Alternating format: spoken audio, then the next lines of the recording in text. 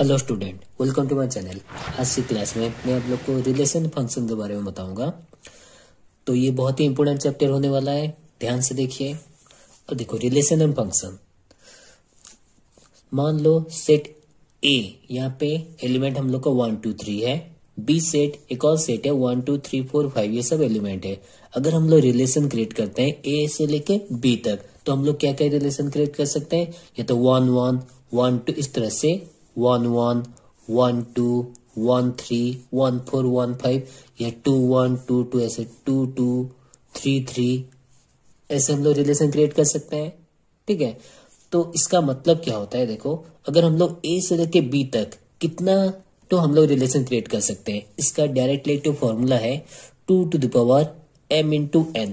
m का मतलब set ए का जितना टू एलिमेंट होता है, उसमें अगर हम लोग सेट बी का एलिमेंट को मल्टीप्लाई कर लेते हैं, m का मतलब कार्डिनलिटी ऑफ सेट ए और n का मतलब कार्डिनलिटी ऑफ सेट बी, तो इसका मतलब 2 to the power mn। तो देखो यहाँ पे सेट ए का एलिमेंट कितना टू है? 3, और सेट बी का है 5, तो 2 to the 3 into 5 equal to 2 to the power 15। तो इसका मतलब हम लोग 2 to the 15 इतना नंबर तक हम लोग एलिमेंट क्रिएट, मतलब रिलेशन क्रिएट कर सकते हैं। ठीक है, तो इसका जो रिलेशन फंक्शन का कुछ नोट्स है, उसको पहले आप लोग ध्यान से लिख लीजिए, तो काफी हद तक आप लोग को हेल्प मिलेगा समझने के लिए। तो देखो यहाँ पे रिलेशन एंड फंक्शन। सो सबसे पहले हम लोग रिलेशन होता क्या है, देखो। Let A and B are two non empty sets.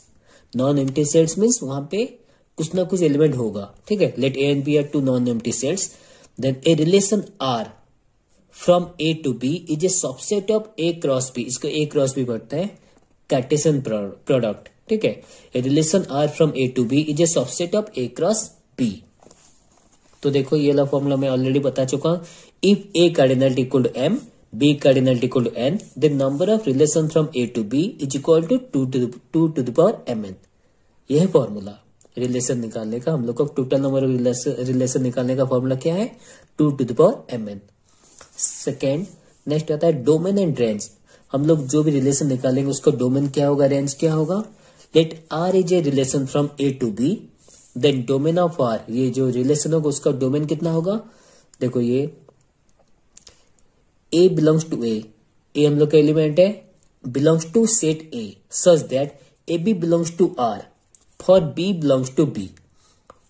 इसका मतलब ए बिलोंग्स टू ए, ए जो एलिमेंट है ए सेट पे बिलोंग करेगा, और A B belongs to R, A B जो हम लोग का रिलेशन बनेगा हम लोग का, then for B belongs to B, B जो एलिमेंट है वो बी सेट में रहेगा। और रेंज ऑफ आर क्या होगा? B belongs to B, B belongs, देखो उल्टा हो गया, B belongs to B such that A B belongs to R for A belongs to A. देखो डोमेन का उल्टा हो गया रेंज। क्लियर? अब आता है टाइप्स ऑफ रिलेशन। तो टाइप्स ऑफ रिलेशन क्या होता है? देखो यहाँ पे, देखो पहले डोमेन और रेंज का बता देता हूं। सपोज हम लोग का एक तो रिलेशन बना हुआ है, सपोज 1 1 2, फिर दिया हुआ है 3 4। ठीक है, ये एक तो रिलेशन बना हुआ है। तो अगर हम लोग डोमेन निकालेंगे, डोमेन क्या होगा? 1 3 1 3 हम लोग का डोमेन होगा। ठीक है, और range,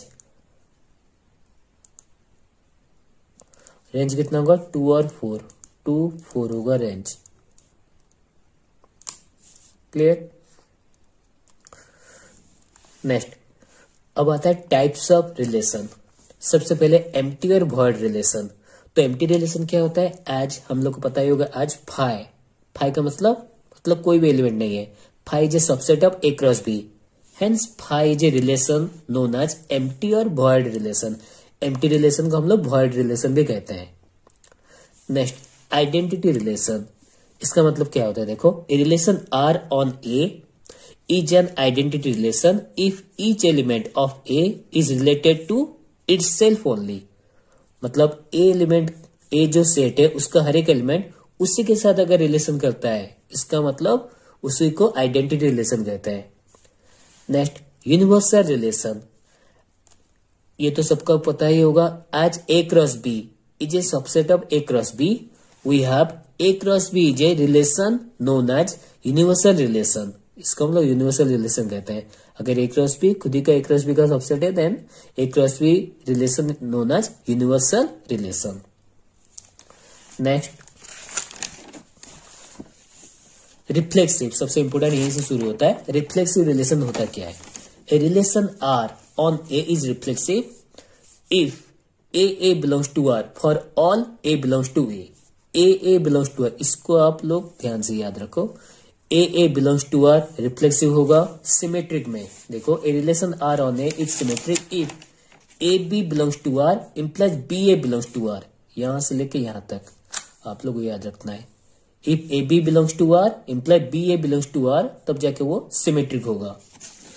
transitive, A relation R on A is transitive if A B B C belongs to R implies A C belongs to R, where A B C belongs to A.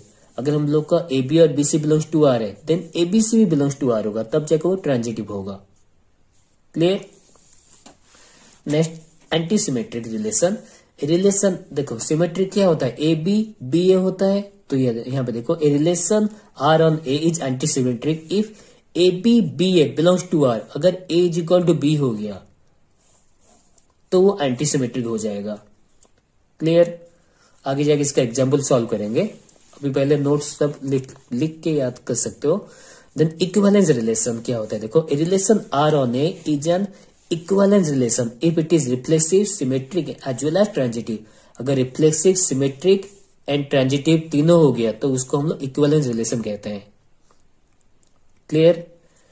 Next, equivalence class. Equivalence class क्या होता है? Let R is an equivalence relation on A, let R is an equivalence relation on A for A belongs to A, small A belongs to A, the equivalence class of A is equal to, देखो greatest integer function का A is equal to x belongs to A. x एक तो element है जो ए set को belong करता है, comma देके x comma A belongs to R. ये जो ए दिया हुआ है, ठीक है, x comma A belongs to R, तब जाके उसको हम लोग इक्विवेलेंस क्लास कहेंगे।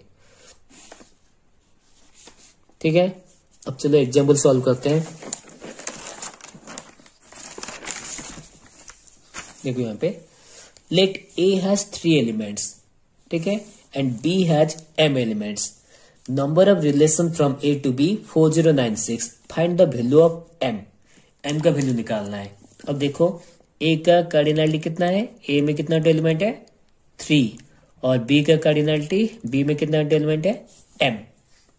अब number of relation A to B, number of relation A to B, A to B is equal to 2 to the power कितना होगा? 3m। ठीक है, तो अकॉर्डिंग टू क्वेश्चन क्या दिया हुआ है? According to question 2 to the power 3m, 2 to the power 3m is equal to कितना दिया हुआ है? 4096। अब 4096 को हम लोग 2 टू द पावर कितना लिख सकते हो? इसको अगर फैक्टराइज करते हो तो इसको हम लोग लिख सकते हैं 2 to the power 12। 4096 equal 2 to the power 12 implies, देखो बेस यहाँ पे 2 है, यहाँ पे 2 है, तो अब हम लोग एक्सपोनेंट को इक्वेटिंग करेंगे। 3m equal to 12 implies m का वैल्यू कितना होगा? 12/3 इज इक्वल टू 4, तो m is equal to 4, m का वैल्यू आ गया 4। क्लियर? नेक्स्ट एग्जाम्पल 2 देखो, लेट a इक्वल टू 0 1 2 3, ठीक है, define a relation r on a as r 0 0 0 1 0 3 1 0 1 1 2 2 3 0 3 3। ये जो हम लोग का रिलेशन दिया हुआ है, ये जो सेट a है, इसका हम लोग रिलेशन यहाँ पे लिखा हुआ है। ये हम लोग का इज आर रिफ्लेक्सिव और सिमेट्रिक और ट्रांजिटिव। ये हम लोग का रिफ्लेक्सिव है या सिमेट्रिक है या ट्रांजिटिव है। ठीक है, तो सबसे पहले यहाँ पे चेक करो।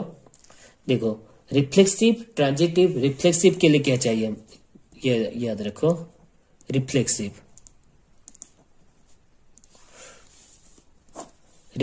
के लिए सपोज हम लोग का सेट ए, ध्यान से देखो, सेट ए में सपोज ए बी सी, ये 2 सेट है। ठीक है, रिफ्लेक्सिव के लिए ए ए होना जरूरी है, बी बी होना जरूरी है, सी सी। अगर इस टाइप का रिलेशन बना हुआ है तो उसको हम लोग रिफ्लेक्सिव कहेंगे। उसके बाद ए बी बी से कुछ भी हो, पर ए बी बी सी सी ये होना जरूरी है, तब जाके वो रिफ्लेक्सिव होगा। क्लियर? तो देखो यहाँ पे है या नहीं, 0 1 2 3 0 0 है यहाँ पे, फिर 1 1 है, 2 2 भी है और 3 3 भी है, हाँ या नहीं? तो ये रिफ्लेक्सिव हो गया, तो ये हम लोग का रिफ्लेक्सिव है। अब सिमेट्रिक और ट्रांजिटिव है या नहीं चेक कर लेते हैं। सिमेट्रिक के लिए क्या चाहिए, देखो सिमेट्रिक के लिए सपोज ये जो सेट ए है, यहाँ पे सपोज R2 रिलेशन हुआ ए बी, अगर बी ए है, फिर ए सी, फिर सी ए, इस टाइप का है, ठीक है, तब जाके उसको हम लोग सिमेट्रिक कहेंगे। देखो A B B A C सी ए। एक और एग्जाम्पल देखो, if A equal to A B C D, ठीक है, mention the type of relation on A given below. ये जो भी रिलेशन दिया हुआ है इसका हम लोग टाइप ऑफ रिलेशन मेंशन करेंगे। देखो यहाँ पे A B B A B D D B. अब देखो ये जो टाइप ऑफ रिलेशन दिया हुआ है ये किस टाइप का रिलेशन है, रिफ्लेक्सिव है या सिमेट्रिक है या ट्रांजिटिव है। तो सबसे पहले रिफ्लेक्सिव के लिए क्या चाहिए हम लोग को, देखो यहाँ पे रिफ्लेक्सिव के लिए इसी साइड में देखो ए बी सी डी दिया हुआ है, तो रिफ्लेक्सिव के लिए ए होना चाहिए, फिर बी बी, देन सी सी, देन डी और डी। इस टाइप का रिलेशन होना चाहिए, ए बी सी सी और डी डी, ठीक है। पर यहाँ पे बिट 1 में देखो ए बी दिया हुआ, सी सी और डी डी है नहीं है, तो ये हम लोग का रिफ्लेक्सिव नहीं हो सकता। क्लियर? अब सिमेट्रिक के लिए क्या चाहिए, देखो यहाँ पे symmetric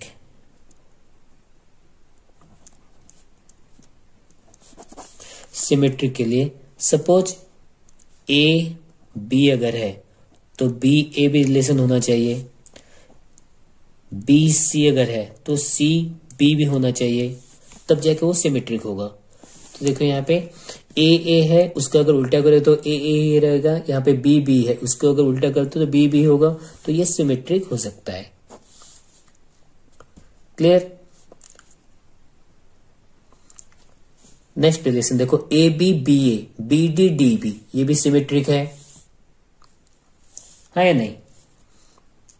next B C B D C D. अब देखो यहाँ पे रिफ्लेक्सिव समझ में आया, सिमेट्रिक हो गया। अब आता है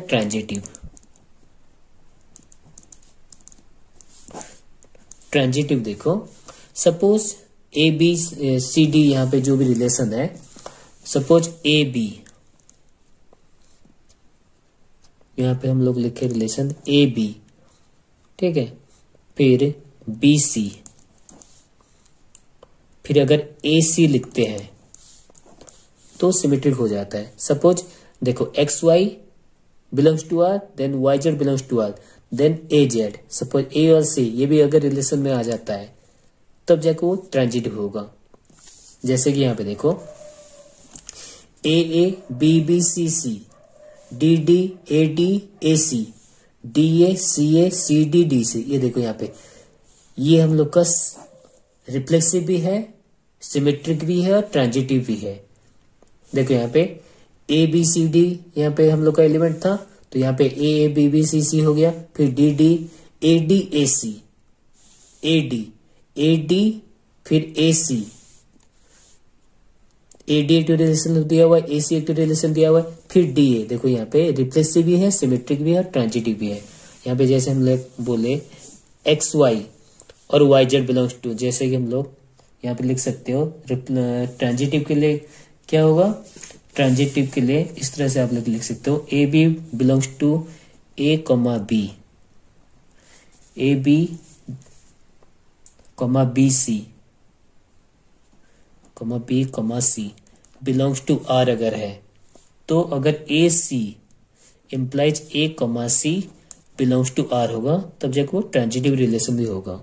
तो यहाँ पे रिलेशन है ट्रांजिटिव का। क्लियर? कॉन्सेप्ट क्लियर हुआ रिफ्लेक्सिव, सिमेट्रिक और ट्रांजिटिव का। तो आज के लिए बस इतना ही। नेक्स्ट क्लास में हम लोग फंक्शन के बारे में पढ़ेंगे और रिफ्लेक्सिव, ट्रांजिटिव और सिमेट्रिक का अगर और भी कुछ एग्जाम्पल है उसको मैं सॉल्व करके बताऊंगा। मिलते हैं नेक्स्ट क्लास में। Thank you. अगर क्लास पसंद आए तो लाइक शेयर एंड सब्सक्राइब जरूर कीजिए ताकि मेरी आने वाली हर एक वीडियो की अपडेट आपको मिलती रहे। Thank you.